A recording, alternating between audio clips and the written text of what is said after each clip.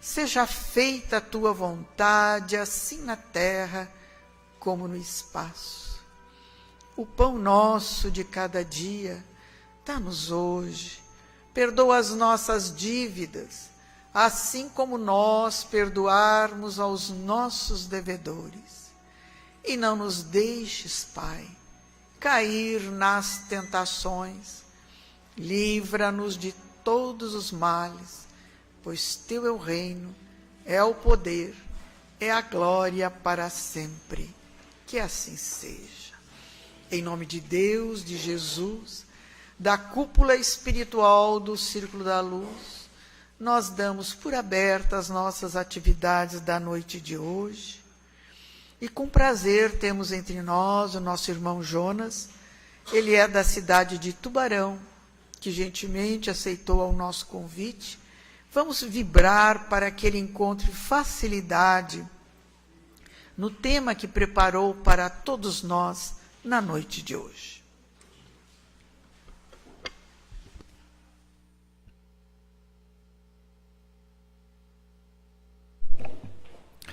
Uma boa noite a todos.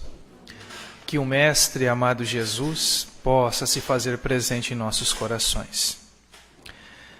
O tema que escolhemos para conversarmos na noite de hoje é um tema assaz importante e de grande atualidade. Muito embora certamente já pensemos a respeito dele, já ouvimos muitas exposições, textos já chegaram em nossas mãos tratando do assunto, é sempre importante retornarmos à temática a fim de fixarmos melhor o tema em questão, para aplicá-lo em nossa vida e, portanto, tornarmos-nos pessoas melhores. O Espiritismo, caros amigos, é uma doutrina que foi codificada por Allan Kardec, portanto, organizada por ele. Diz ele textualmente que não é o criador da proposta espírita. Os fundamentos do Espiritismo, as bases, os princípios, que são as verdades fundantes de um sistema, foram dados pelos espíritos superiores, trazidos através da mediunidade, descortinando a vida além do túmulo, dando-nos a certeza agora que a morte não é o fim de tudo. Até então, a imortalidade da alma era tida como algo lógico. No Ocidente, através dos filósofos clássicos, Sócrates, Platão, Aristóteles, a imortalidade da alma era tratada como algo que se impunha pela razão. As religiões, de outro modo, tinham-na como uma verdade de fé, um dogma indiscutível que deveria ser aceito. Mas o Espiritismo, rompendo de certa forma com essa tradição, mas ao mesmo tempo com a mesma pujança racional, vem demonstrar que a imortalidade da alma não é apenas um artigo de fé ou uma imposição racional, mas um fato, demonstrado através da experiência no fenômeno mediúnico. O curioso é que as manifestações mediúnicas, o intercâmbio entre os habitantes do mundo espiritual e nós outros encarnados no corpo físico, sempre aconteceram em todos os tempos da humanidade. Muita coisa se falou a respeito disso, mas com o Espiritismo e através de Allan Kardec, algo se dá de forma diferente. Não mais se falou acerca do fenômeno, foi o próprio fenômeno que começou a falar, dando-nos prova da imortalidade da alma. Portanto, o Espiritismo é uma ciência, uma filosofia e uma religião no sentido filosófico do termo. Uma ciência porque toda a sua base está erigida com base na observação e numa metodologia científica. Uma filosofia porque da observação desses fatos percebeu Allan Kardec que diversas conclusões morais estavam presentes. E religiosa, porque nos dá a consciência de nós mesmos, nos permitindo uma melhor relação com o outro e, acima de tudo, com Deus, nosso Pai Criador, aquele que nunca criado e que nunca deixará de existir. Mas por que estamos falando isso? Porque dentro do Espiritismo existe de fato um elemento moral muito forte. Existe uma moral espírita que deve ser por nós conhecida para podermos aplicá-la em nossas vidas. A verdade é que ela é um pouco exigente. Nem sempre estamos preparados para aplicá-la, porque ela coloca sobre cada um de nós a responsabilidade pela nossa própria felicidade. Isto não significa de forma alguma que Deus está longe de nós, que nos tenha abandonado. Não, de maneira alguma. A providência divina sempre nos patrocinou no nosso processo evolutivo. Criados simples e ignorantes, conforme lemos na questão 115 do Livro dos Espíritos, alcançaremos a felicidade e a perfeição, muito embora relativa, mas que nos dará a felicidade daqueles que conseguiram superar as paixões materiais. Mas o que é importante para nós que habitamos este mundo de provas e expiações? Como compreendermos a moral espírita? Para fazermos isso, recorreremos à tradição filosófica ética, iniciando com uma distinção entre os termos moral e ética. É certo que no dia a dia nós utilizamos essas palavras de maneira indistinta. Nós falamos ética e moral como se significassem a mesma coisa. E até podemos fazê-lo, porque na origem elas tinham de fato o mesmo sentido. Mas hoje, e por conta do avanço dos estudos filosóficos, nós afirmamos que a ética seria uma reflexão filosófica acerca da moralidade.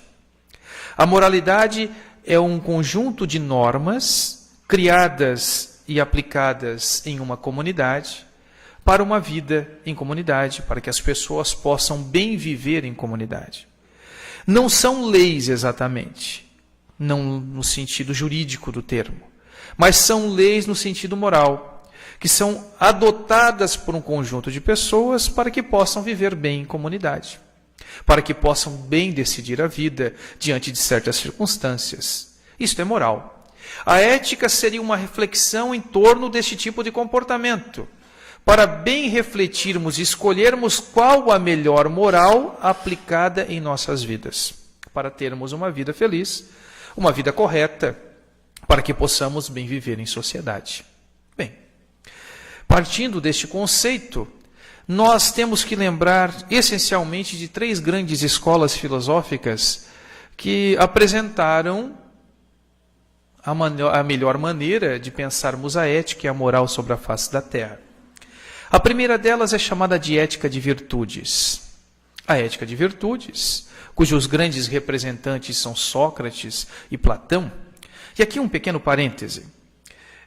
Para aqueles que talvez estejam estranhando a utilização dessas figuras que representaram o pensamento filosófico na Terra, é importante lembrarmos que na introdução do Evangelho segundo o Espiritismo, a terceira obra da codificação espírita, Allan Kardec menciona que Sócrates e Platão são precursores do pensamento cristão e do próprio Espiritismo. Portanto, nos sentimos muito à vontade em buscarmos nessas figuras e suas reflexões o fundamento para a nossa conversa na noite de hoje. Então, uma ética de virtudes é aquela onde nós vislumbramos em pessoas que têm um comportamento nobre, elevado, como as figuras daqueles que foram santificados, que tiveram uma vida pia, que escolheram a melhor forma de viver. Então, este comportamento deveria ser por nós adotado como modelo. Nós encontramos dentro do Livro dos Espíritos, de toda a codificação espírita, exemplos dessa ética de virtudes. Na questão 625 do Livro dos Espíritos, Allan Kardec interroga os imortais da seguinte maneira: qual o espírito mais perfeito que Deus ofereceu à humanidade para que nos servisse de guia e modelo? A resposta é: vide Jesus. Jesus, portanto, é o modelo de virtudes que deveriam ser por nós copiadas em nossa vida. É óbvio que quando Jesus é colocado como modelo e guia para todos nós, Ele não deve ser copiado como numa pantomima, num teatro, maquinalmente, sem reflexão. Jesus, para ser copiado, deve o ser essencialmente através da compreensão dos seus atos, e não reproduzindo coisas que certamente ainda não temos condições de fazer. Jesus fez muitas coisas, nos ensinou muitas coisas, exemplificou todas, mas sabia exatamente dos limites de cada um de nós. Quando ele disse que deveríamos amar os nossos inimigos, obviamente que ele não estava falando de um amor dedicado a pessoas que são do nosso afeto. Quem já teve a infeliz experiência de uma inimizade, obviamente sabe que o seu coração bate de uma maneira diferente, como quando abraçamos uma pessoa que não é querida. Obviamente. Jesus, portanto, quando nos recomenda o sentimento do amor para com os inimigos, está exigindo, acima de tudo, um comportamento, muito mais do que um sentimento, um comportamento de fazermos para o outro aquilo que gostaríamos que o outro fizesse a nós. Enquanto ainda não conseguimos desenvolver a virtude do amor, enquanto não conseguimos alcançar a virtude do amor, obviamente que nos esforçamos por dever realizar certas condutas. Temos, portanto, a consciência de qual o melhor caminho e aplicamos-nos com bastante ênfase em colocar em prática esses ensinamentos. Não porque sejamos espontâneos nisso, mas porque já adquirimos a consciência do dever, e essa é a segunda grande escola filosófica. Enquanto a primeira está baseada numa ética de virtudes, a segunda estaria baseada numa ética de deveres. E o grande representante dessa escola filosófica foi um alemão chamado Immanuel Kant.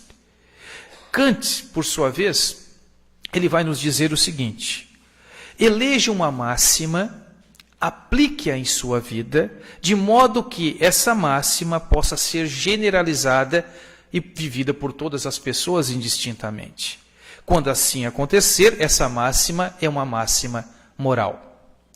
Para Kant, o dever era algo tão sério que ele entendia que, se nós elegêssemos como máxima não mentir, nós não deveríamos mentir em nenhuma circunstância.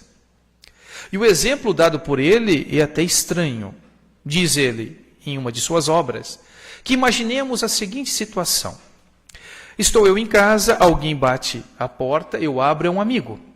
E ele diz o seguinte: por favor, me acolha em sua casa, porque tem um assassino no meu encalço. Então eu atendo, fecho a porta, tranco, e ele então se esconde no interior da minha casa, buscando resguardar a sua incolumidade física. Mas logo em seguida alguém bate a porta. Eu abro, é o assassino. E ele pergunta: fulano de tal, está aí? Se está, claro que sim. Ele está aqui sim, ele acabou de entrar. Para Kant, ele deveria manter o princípio de falar a verdade sob qualquer circunstância. E fundamentava isso da seguinte maneira: porque se eventualmente o amigo, nesse íntere, tivesse pulado a janela e ido embora, se ele tivesse mentido e o assassino continuasse e o encontrasse lá na frente, ele teria responsabilidade pelo homicídio cometido.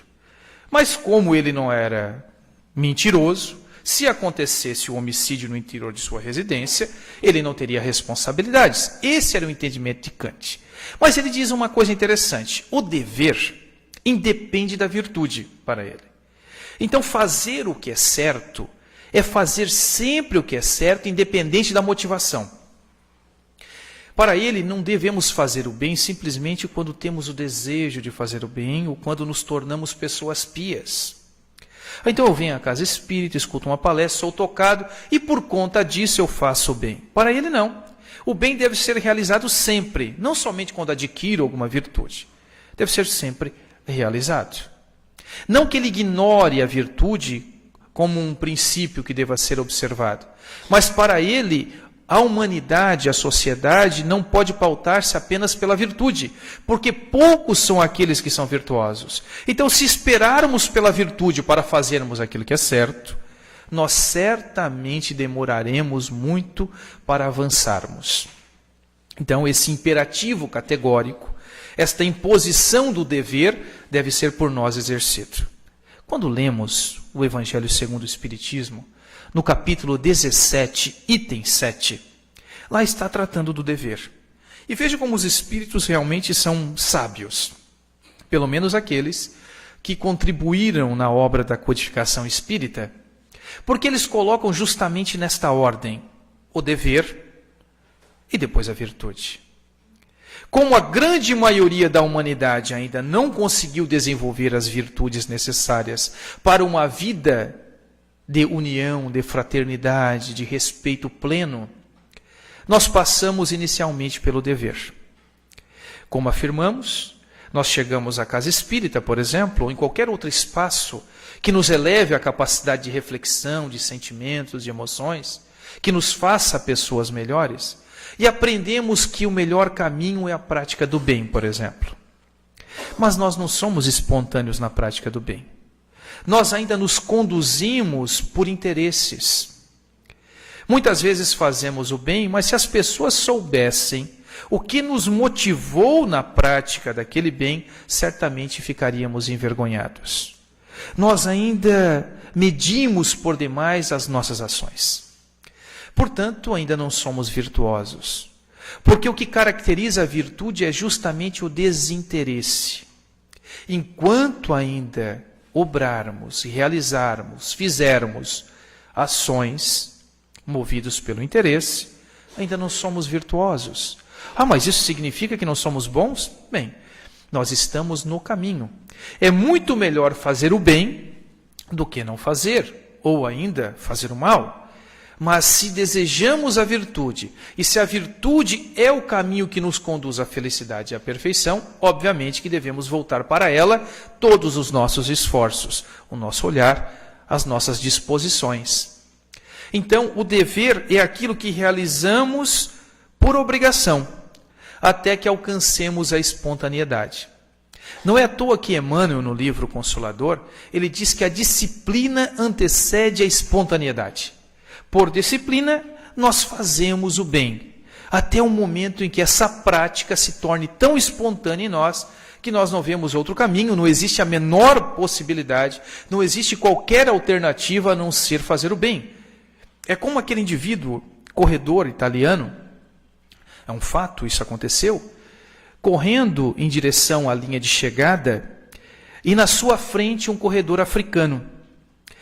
O corredor africano, não percebendo que faltavam alguns passos para a linha de chegada, imaginando já ter ultrapassado a meta, ele para de correr. E o outro, então, colega que estava atrás dele, percebendo isso, o impulsiona para a frente, coloca a mão em suas costas e o conduz. E ele, então, ganha a corrida, o africano, e o italiano, que havia percebido, tira em segundo lugar. Quando o repórter foi entrevistá-lo, disse o seguinte: mas por que você deixou ele ganhar? Disse: mas eu não deixei, ele ganharia de qualquer maneira. Sim, mas você poderia ter passado por ele e ter tirado em primeiro lugar. Vejam a resposta. Eu não compreendo a pergunta. Até porque, se assim o fizesse, como é que eu poderia encarar a minha mãe quando eu chegasse em casa? Porque a mãe é o último reduto. Quando nós perdemos a vergonha, ou quando a mãe nos relega, aí a situação realmente é difícil. Então, aquele tipo de exemplo, para ele não fazia o menor sentido a pergunta. Não tinha alternativa a fazer, a não ser aquele que chegar em primeiro lugar, ultrapassasse a linha de chegada. Para ele era muito óbvio isso.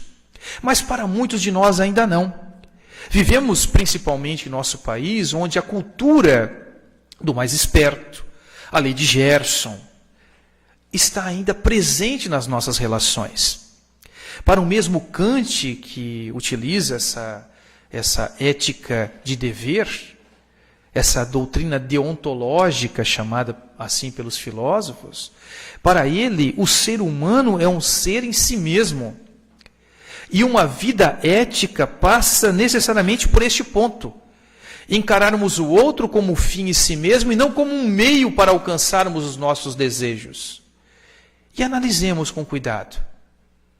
Perceberemos com facilidade que já fomos assim tratados ou já tratamos alguém sem o respeito que nos merece, sem que ele seja tido como um irmão nosso em processo evolutivo. Porque Jesus, aquele a quem falamos seguir, disse certa ocasião que os seus discípulos seriam conhecidos por muito se amarem. E será que nós não utilizamos o outro como se ele fosse apenas um objeto para alcançarmos os nossos objetivos? Será que nós não tornamos as nossas relações possessivas ao extremo, extremamente artificiais, desconsiderando o sentimento do outro? Lamentavelmente, ainda nos conduzimos desta forma. Mas como alento, lembraremos de Paulo de Tarso, que disse o seguinte: o bem que desejo, esse ainda não consigo realizar plenamente, mas o mal que não desejo, bem, infelizmente ainda o faço. É muito certo que nós que aqui estamos encarnados, nós que estamos aqui esta noite, nesta casa, nesse círculo de luz, porque nós frequentamos tantos círculos, mas hoje optamos por estar aqui, neste ambiente que de fato nos eleva, nos coloca em contato com a luz divina, com os benfeitores espirituais, e aqui estamos porque temos o desejo honesto de nos tornarmos pessoas melhores. Acredito piamente nisso. É muito certo que sim, mas lamentavelmente ainda não conseguimos alcançar o patamar evolutivo suficiente para conduzirmos as nossas ações tão somente pelo caminho do bem. Ainda nos equivocamos, ainda erramos, mas o fato é que hoje, pelo menos, temos consciência que o erro, embora parte do processo de aprendizado, deve ser superado. E nos esforçamos um pouco mais, até porque sabemos que o verdadeiro espírita é reconhecido por sua transformação moral e pelos esforços que empreende para domar as suas más inclinações. Mas existe uma terceira corrente filosófica, chamada de utilitarismo. Os grandes representantes dessa corrente são Jeremy Bentham e John Stuart Mill, dois filósofos ingleses. E eles propunham o seguinte, que uma vida ética é aquela onde nós deveríamos nos esforçarmos para amplificar a felicidade e diminuirmos a dor de todos os seres, ou pelo menos do maior número de pessoas possível. Mesmo que isso significasse a dor para algumas pessoas, ou para si próprio. Existem alguns casos que são emblemáticos. Porque falando sobre essas escolas, nós pensamos, não, mas isso é muito teórico, isso não se aplica em nossas vidas, isso é apenas um ambiente acadêmico, é dentro da sala de aula que se discutem. Não. Existem situações que são graves. Quando um avião, por exemplo, ele, como no caso das Torres Gêmeas, nos Estados Unidos, no dia 11 de setembro, ele acabou sendo usurpado por terroristas. Talvez um general do exército tivesse que optar em derrubar o avião no ar, não permitindo que ele alcançasse as torres e matasse milhares de pessoas. Com esse tipo de decisão, ele teria que optar por matar pessoas inocentes, ao invés de deixá-lo matar milhares de pessoas inocentes.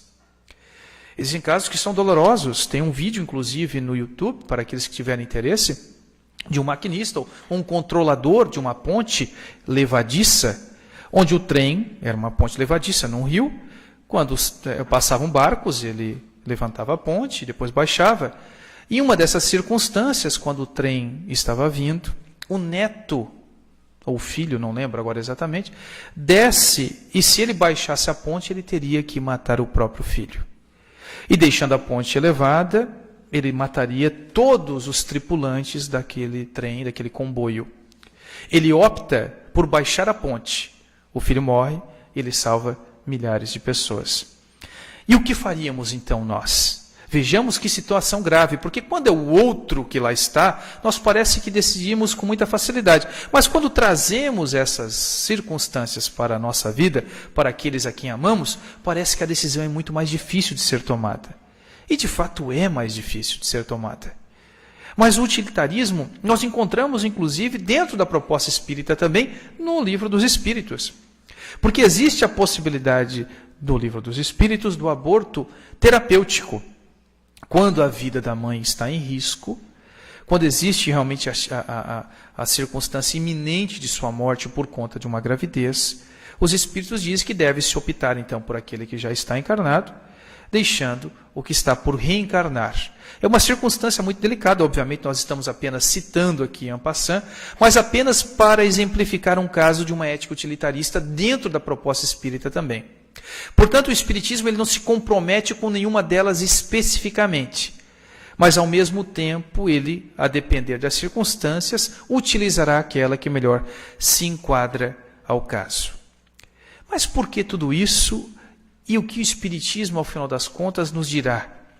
Ele nos dirá o seguinte: todas essas escolas filosóficas existem porque nós ainda não aprendemos a amar. Jesus, quando esteve conosco, nos colocou o amor como referência. Deveríamos amar ao próximo como a nós mesmos.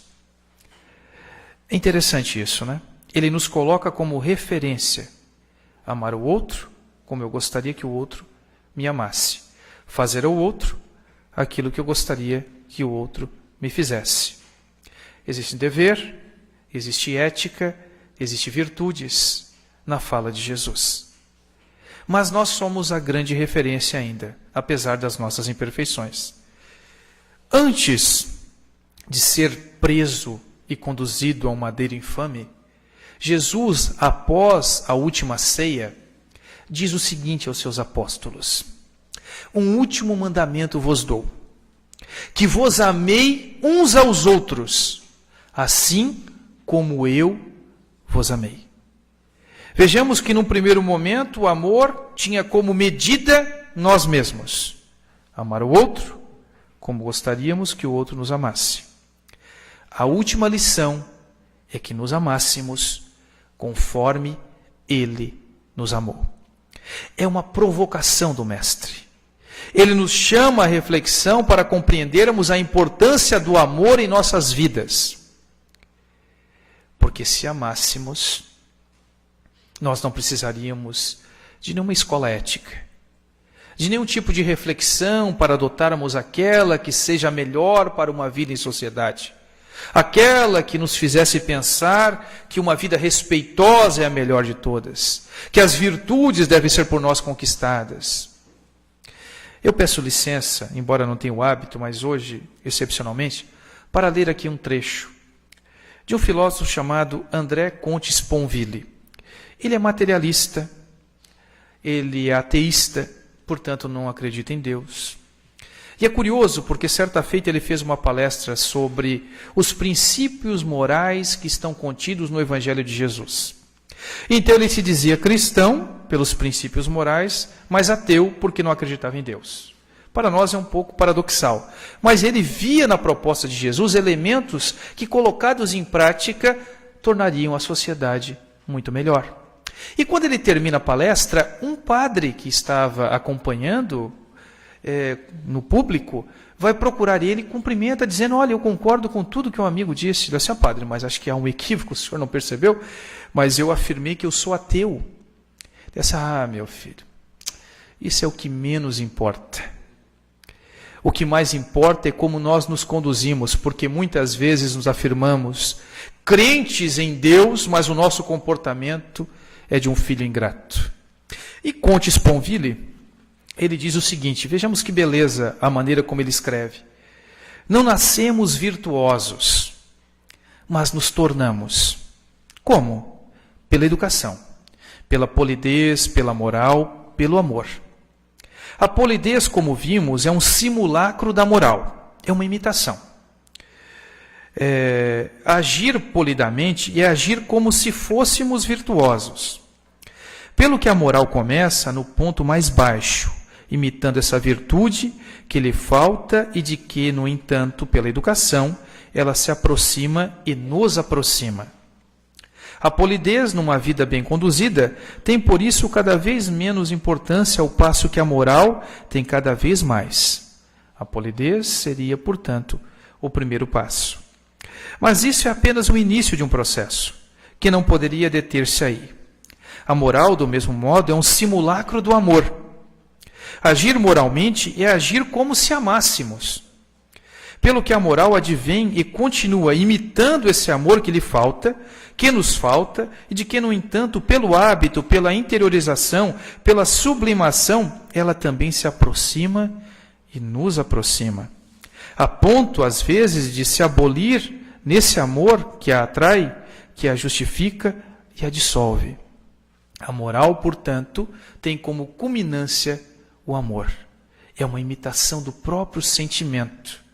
Ela nos conduz para aquilo que irá exterminá-la por pura desnecessidade. E diz mais: agir bem é, antes de mais nada, fazer o que se faz, polidez, depois o que se deve fazer, moral, e, enfim, às vezes, é fazer o que se quer, por pouco que se ame, que é a ética. Como a moral liberta a polidez, consumando-a, somente o homem virtuoso não precisa mais agir como se o fosse. O amor, que consuma por sua vez a moral, dela nos liberta. Somente quem ama não precisa mais agir como se amasse. É o espírito dos evangelhos. Ama e faze o que quiseres. Pelo que Cristo nos liberta da lei, explica Spinoza, não a abolindo, como queria estupidamente Nietzsche, mas consumando-a. Não vim para revogar, vim para cumprir. Isto é, comenta Spinoza, confirmando-a e inscrevendo-a para sempre no fundo dos nossos corações.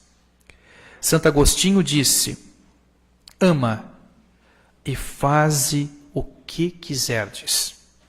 Até porque para quem ama não existe alternativa a não ser amar. Quando aprendermos a amar, todo o resto será desnecessário. Mas até lá, nós encontraremos toda essa gama, esta ferramenta dos filósofos e da proposta espírita. Porque toda essa fala apresentada até então acaba tendo um significado muito maior na medida em que nos descobrimos como espíritos imortais. A certeza da imortalidade faz com que estes ensinos se tornem muito mais significativos para nós. Antes era apenas uma boa conversa, até porque a morte poderia ser a destruição de tudo. Agora, conscientes que a morte é apenas o portal para a verdadeira vida, nós nos esforçamos por sermos melhores. Porque uma vida na terra, por melhor que seja, é muito pálida diante da eternidade, diante da imortalidade, diante daquilo que os espíritos superiores sentem. Porque não tem mais agora ofuscado esse sentimento do amor pelas paixões que, lamentavelmente, ainda nos prendem à matéria, dificultando o nosso processo evolutivo. Quanto mais apegados à matéria, quanto mais a nossa intimidade com o corpo físico, maiores as dores que ainda temos que carregar por conta deste vínculo excessivo. O processo de desencarnação deveria começar desde sempre, através da consciência das nossas ou da nossa natureza espiritual. Já afirmei nesta casa, mas volto a dizer e peço àqueles que já ouviram, como sempre, que façam sempre uma expressão de novidade, que ajuda o expositor a se sentir bem, pelo menos. Todos nós que adentramos esta casa, ou qualquer casa espírita, passaremos pelo processo chamado um processo de desilusão. Todos, sem exceção, meus amigos. Parece um paradoxo que o Espiritismo, que se propõe o Consolador prometido por Jesus, venha provocar desilusão no coração e na mente das pessoas que o procuram. Mas isso é muito óbvio. E talvez por ser tão óbvio, nós não percebemos facilmente. É porque nós temos duas opções. Continuarmos iludidos pela proposta que o mundo tem nos oferecido, onde a matéria tem sido colocada como o grande rei, ou nos desiludirmos e despertarmos para a realidade espiritual. Despertarmos para nós mesmos, melhor compreendermos Deus e aproveitarmos a existência terrena para sairmos daqui melhores do que quando entramos. Este é o objetivo essencial da proposta espírita. Oferecer o instrumental para que, colocando em prática, possamos nos tornar pessoas melhores pelo processo do autoconhecimento. Vejam só, que foi proposto por Sócrates, precursor da doutrina espírita. Conhece-te a ti mesmo. Embora não seja uma frase desse grande filósofo, ele adotou em sua vida, fazendo dela realmente uma forma de viver.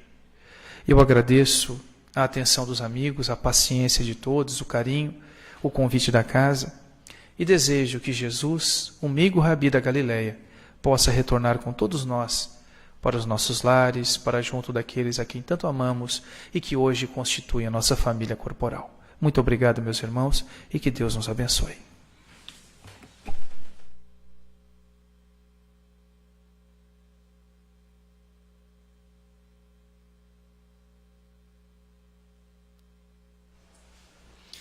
Agradecemos assim ao nosso irmão Jonas pela mensagem que nos trouxe, né? E que Jesus o abençoe. Vamos neste momento elevarmos os nossos pensamentos, vamos pedir pela magnetização das nossas águas, que as energias salutares possam recair sobre elas, pelos nomes que se encontram nas urnas de encarnados e desencarnados, pelos irmãos que se encontram num leito de um hospital, nos presídios, pelas crianças ao abandono, pelos idosos, por aqueles que vivem nas sarjetas da vida, por aqueles que ainda estão a vibrar no erro, nos vícios, no mal, por aqueles que perderam seu ente querido. Que a bondade infinita do alto possa envolver a todos estes irmãos neste momento, recebendo eles de acordo com as suas necessidades. E nós, Senhor, que aqui estamos na Tua casa de amor, conhecendo o Teu Evangelho e procurando colocá-lo nas nossas vidas. Mas ainda temos as nossas falhas, volta e meia tropeçamos, mas sentimos a Tua mão amiga a nos erguer, porque Tu sempre estás conosco e nos dás sempre uma nova oportunidade. E unidos que aqui estamos neste momento, vamos nos preparar para o passe. O passe é transfusão de energias, onde a espiritualidade amiga nos envolve a cada um de nós, para que possamos nos refazer com as suas energias espirituais. Vamos sentir como uma luz a penetrar todo o nosso ser, a entrar pelo nosso centro coronário, frontal, laríngeo, cardíaco, esplênico, gástrico, genésico. Vamos nos reabastecer os nossos centros de forças, porque o momento do passe é um momento de amor do nosso Pai para conosco. E unidos que aqui estamos num só sentimento e num só coração, a Ti elevamos, Pai, nossa prece de gratidão. Pai nosso que estais em toda parte, santificado seja o Teu nome, venha a nós o Teu reino, seja feita a Tua vontade, assim na terra como no espaço. O pão nosso de cada dia dá-nos hoje, perdoa as nossas dívidas, assim como nós perdoarmos aos nossos devedores. E não nos deixes, Pai, cair nas tentações. Livra-nos de todos os males, pois Teu é o reino, é o poder, é a glória para sempre. Que assim seja. Em nome de Deus, de Jesus, da cúpula espiritual do Círculo da Luz, nós agradecemos a proteção e damos por encerradas nossas atividades da noite de hoje, agradecendo também ao nosso irmão por estar conosco e nos ter trazido a mensagem da noite. E uma boa noite a todos.